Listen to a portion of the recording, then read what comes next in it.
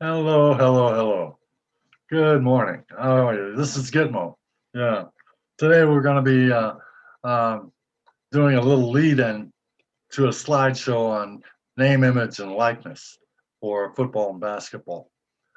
Name, image, and likeness is the proposal to the current proposal to pay players for their name, image, and likeness, be that in commercials, be that on TV and radio, or on, you know, NK21 games or NK football 21 games and stuff like that, or for car commercials and any kind of uh,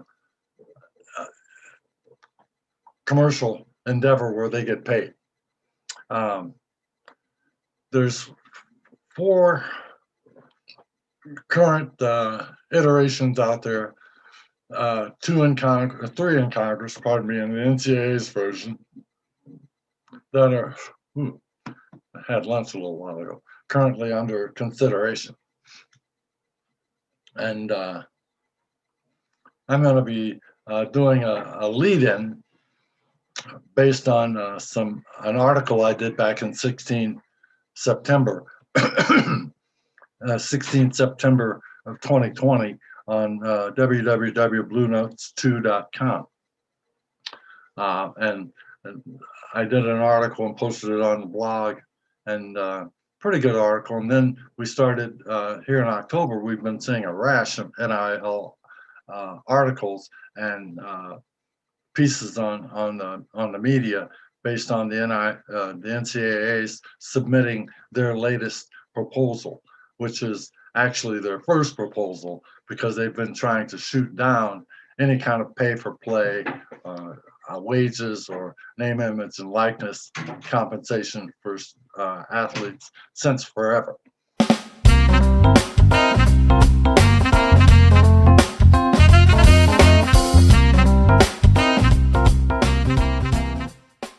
Um, Athletes have been getting paid under the table in one form or another since the 50s and 60s, whether in the 70s they were accepting groceries and sneakers and jobs, 60s and 70s and 80s, shoes and athletic clothing and money and sneakers and cars and whatnot. And then with the advent of the big shoe companies, all of a sudden, and via the EYBL or other AAU organizations and the like, money has been funneled to families and players and this, that, and the other on a grand scale, thus resulting in the scandal of the last 2 years that we've had with Adidas and their pay for play. So it's nothing new that players have been getting paid under the table, and the NCAA has turned a blind eye toward it unless crap hit the fan and somebody got caught. Then they would slam the player.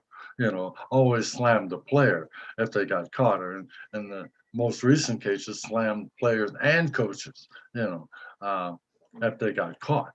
But they've known. Everybody knows that this has been going on for at least 40 or 50 years. No big deal. It's just the scope is grander. The scope is much larger now that we've got big money players in the game. I mean, your local construction company or car dealership or fat cat donor has always been sliding money under the table, money or consideration or goods or services and whatnot under the table, whether it came in the form of a car, jobs, clothing, pocket money, or whatever. That's been going on forever.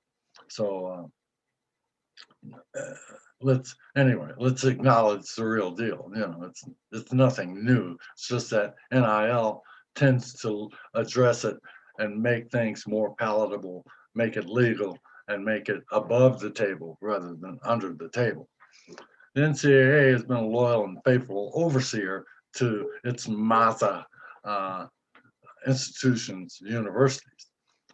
MAZA and their various conferences and whatnot, universities and conferences have made billions and billions and billions of dollars on the backs of football and basketball players. The slaves do all the work, and the NCAA as overseers make sure that the players stay in line and keep doing the work while Massa gets all the money.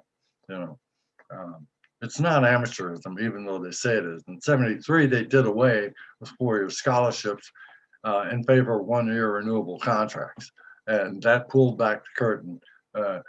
We saw that the wizard was merely a human being. That these players, these student athletes, were considered workers in every sense of the word except name. The 1-year contract did two things. It helped manage troublesome players. Those Tobies who got out of line could be easily gotten rid of because they were on a 1-year contract. And two, it helped pave the way for new coaching regimes that were coming in so that they could clean house to put in their new system, made the transition much smoother. Well, over the years, many schools have tried to get the 4-year scholarship back, but unfortunately, a majority of the smaller schools fear that gives too big of an advantage to the large, well-heeled, moneyed schools, and in a changing environment would put them at a disadvantage. So 4-year scholarships have been repeatedly voted down, even though it comes up every so often. It's been repeatedly voted down every time it comes up. Pay for play, paying players, and name, image, and likeness has been shot down several times too, going back at least as far as 2003, perhaps further. In 2003, California reared up and says, hey, we're going to pay players, pay for play, blah, blah, blah. And the NCAA came out with a strong hand and said, oh, no, you're not. If you do, we're kicking all the California schools out of the NCAA. And at that time, it gave pause for cause to legislators in California and schools in California, and they backed down and said, okay, no problem, blah, blah, blah. This time around, here in 2014 through 2016, 18 through 2020, nobody's backing down. Seven different states have enacted NIL legislation of one form or fashion. California was the first, and their bill goes into effect in 2023. Florida enacted a bill, and theirs goes into effect next July, which is well worth keeping in mind because that's a launch date that everybody else is looking at now. If you allow the various states' bills to start going into effect, that's going to throw the system into chaos. And so everybody's looking to do whatever they're going to do, whether it's the NCAA or Congress, whatever they're going to do, they want to do it prior to July of 2021. And the NCAA over the years have tried to circumvent this from happening, but now the courts and whatnot have shot them down repeatedly. And their last appeal was to the Circuit Court of Appeals for, I guess, wherever the headquarters of NCAA is, Indianapolis. I don't know if it was that circuit or some other circuit, but it got shot down. So now they're not only are they putting out their own NIL plan, but they're appealing the overturn of their antitrust appeal to the Supreme Court. It's not expected that the Supreme Court will look at it until 2021, but it's probably not going to be favorably looked at by the Supreme Court either. Therefore, that's why they also put out their own version of NIL. And they have some backing. Rubio's bill pretty much says, hey, we'll do whatever the NCAA wants to do and indemnify exempt the NCAA and the colleges from any legal prosecution or legal liability. Anyway, NIL, name, image, and likeness bills and legislation is a first step. That's all it is. It's a first step. It's not a solution because we're only talking about maybe 10% of the football and basketball players benefiting from this. Not all the members of every team will benefit from NIL. Only the stars or the significant players will benefit from this. Because if I'm second or third string football, or if I'm second or third string basketball, I'm not going to see any benefit from this kind of legislation that allows me to go out and get advertisements or endorsements and whatnot. Only the top guys, top 2 or 3 basketball players, the top 10 or 15 football players are gonna benefit from this. So and that's on a year by year basis. Probably it's not going to be a blanket. It's not like we're going to say, James Wiseman, and you're going to come in and we're going to float this for you for 4 years. Now that might happen, but it will only happen on a year by year basis. There won't be a blanket 4-year contract. Not like you see in the pros where a guy gets a 10-year contract with Gatorade or 20-year contract with Nike or 5-year contract with Puma or whatever, Hertz Rent-A-Car or Marriott hotels or Rolex watches or whoever. It's not going to be like that. It's predominantly going to be local and predominantly going to be limited.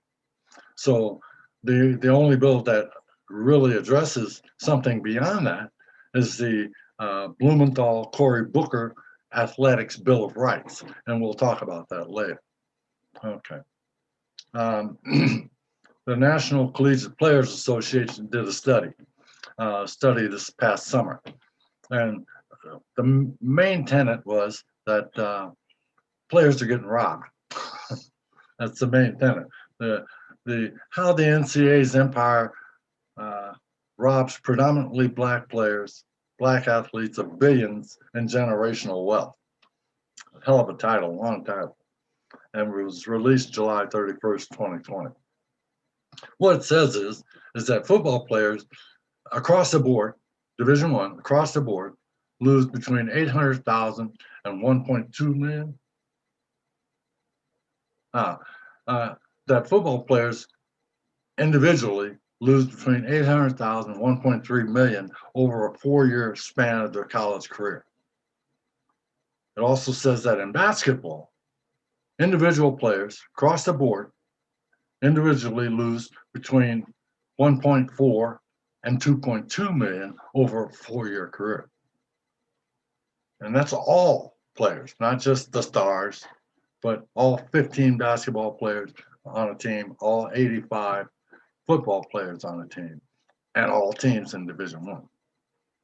We're talking hundreds of millions of dinero here, We're talking significant money that could be put in escrow for these individual players, for these players, and then at the end of their 4-year career or 3-year career, however much they've accumulated would be in escrow with interest, and they would have a stake at getting started and something to show for their work at Michigan, Nebraska, Florida State, Cal, Arizona, wherever the hell they happen to play, but they would have a grub stake based on their participation and their share of the wealth as deemed by, their participation and the amount of money that's brought in. It's a fair attempt to compensate for their part in producing the billions and billions every year that are produced with football and basketball. Okay, I got a slideshow covering the various bills, and we'll get into that and and go from there. Try to keep this try to keep it as brief as possible. Okay, get out.